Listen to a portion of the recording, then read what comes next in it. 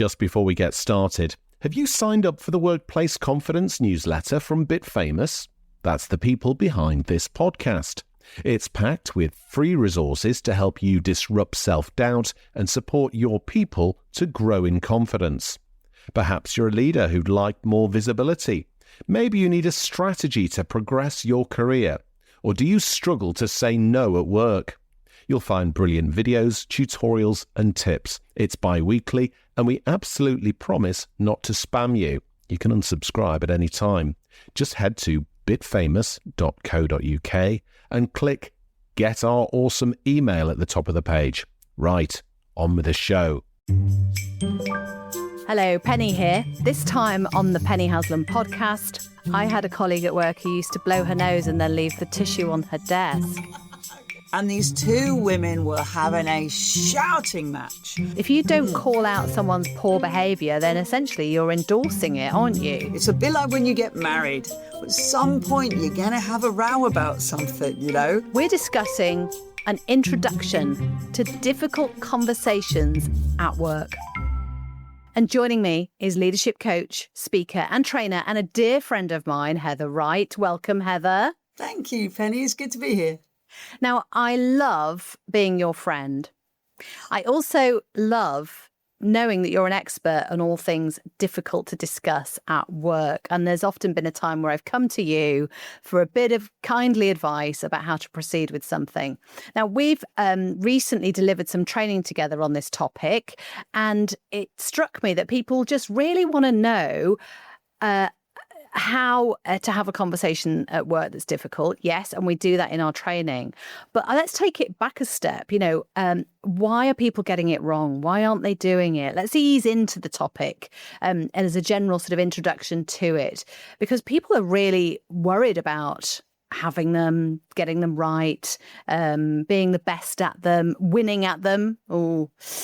So let's ease in with that. I've got a stack of questions for you. Are you happy to be answering? It's like mastermind, isn't it? It is. Da, da, da, da, da, da. Yep. Okay, let's go. I'll be Clive Myrie. I won't. From a leader's point of view, let's take it back to that. From a leader's point of view, let's set the scene with some examples of what might be a difficult conversation. What are people coming up against? There are all sorts of things that people are coming up against, especially in a world where we've got a lot of DEI and people are frightened of getting phrasing wrong. They're frightened that they're going to be accused of being bullying.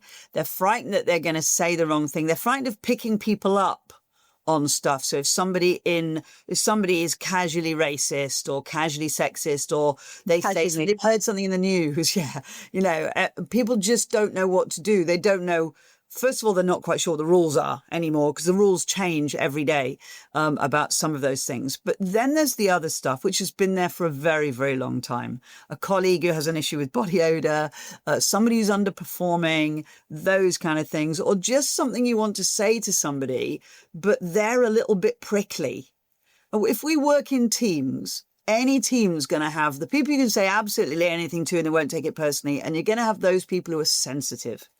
And so those are the kind of things. And it's like we need to work on being able to have those, But when our brain goes, oh, I'd love to say that. If you just ask yourself at any moment, what would you love to say to somebody that you've never said?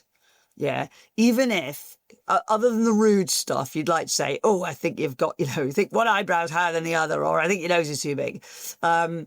It's the other stuff. It's the stuff about performance, or I wish you wouldn't keep doing this, or that gets in my way.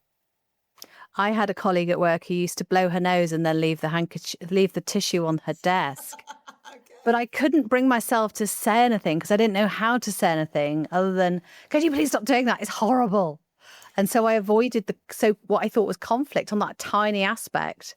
And that's a good point, Penny, because we see things as being conflict when they don't have to be. And when we see things as being conflict when they don't have to be, the challenge is our only experience of conflict has been negative.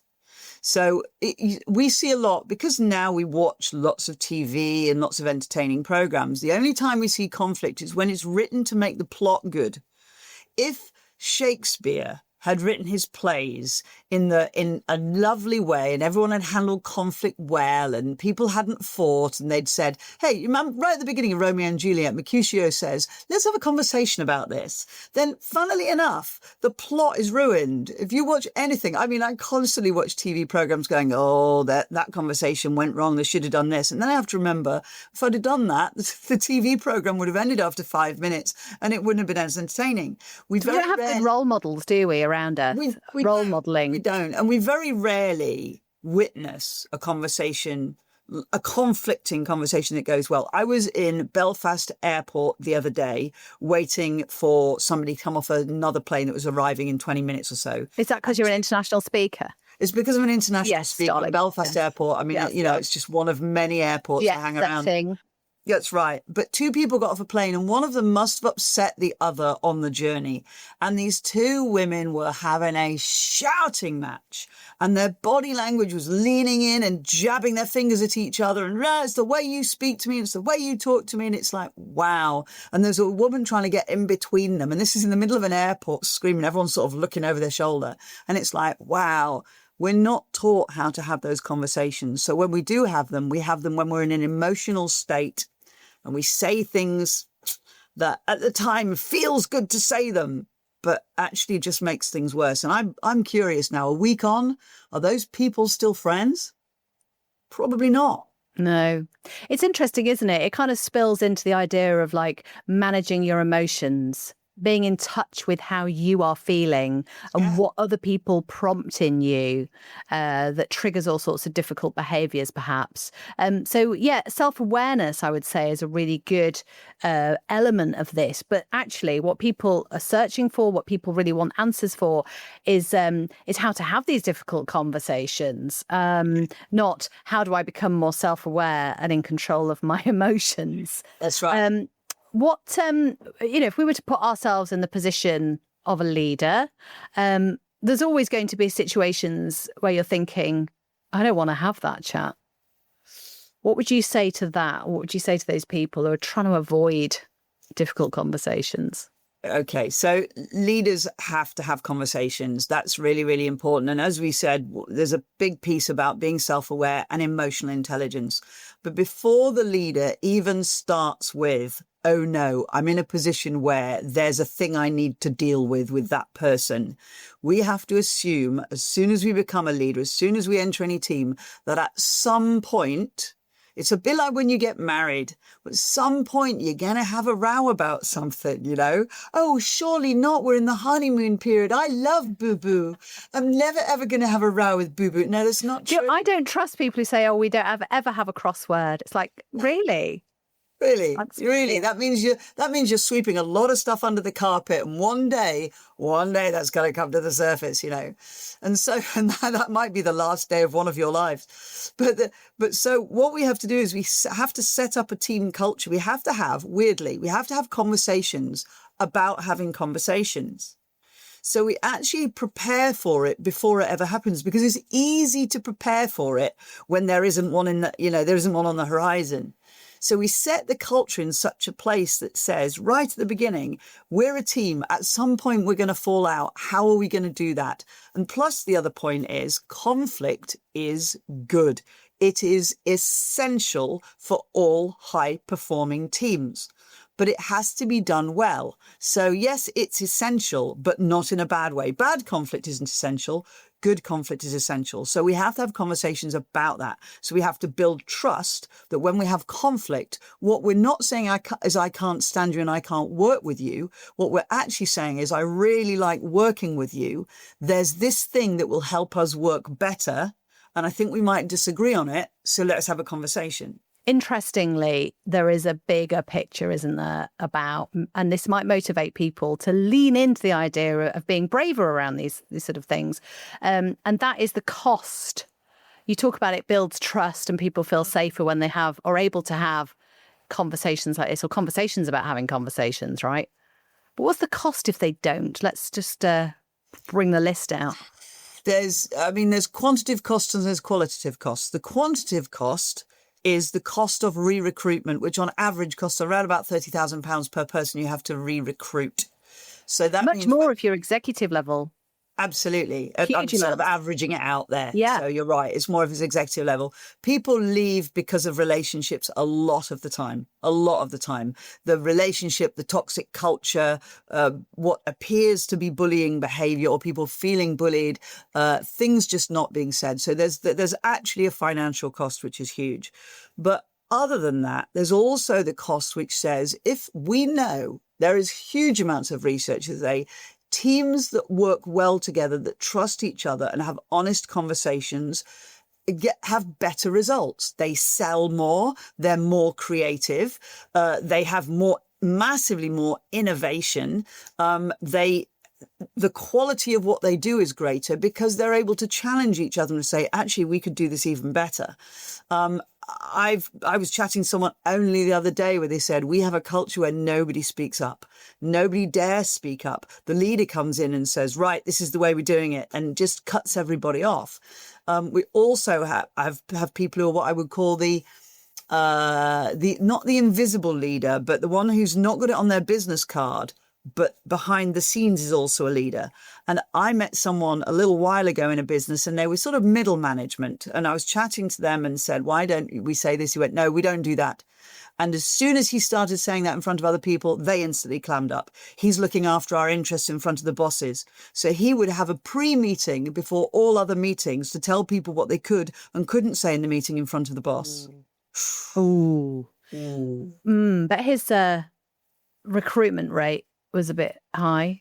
The reason I was in was because of a massive turnover rate, which has now, I'd like to say, hugely improved. Great. Oh, good work. Excellent. Thank you. Yeah, there's a real jeopardy with it at that level, isn't there? And then there's also, like you say, that qualitative aspect of like behaviors. If you don't call out someone's poor behavior, then essentially you're endorsing it, aren't you? And your behaviors, culture, values, they all get interwoven and you end up with a real sort of hodgepodge mismatch of how people do things and how people approach things, which causes, I think, a poor productivity environment. And that's the dream, isn't it? Increasing productivity. Well, nothing else. Imagine if you weren't able to speak up and you were flying a plane. And in actual fact, this happened. If anybody's ever read the book Black Box Thinking, which is a superb book about how airline industries looked at how they handle mistakes. But one of the pieces was making sure the culture meant that people could talk to each other.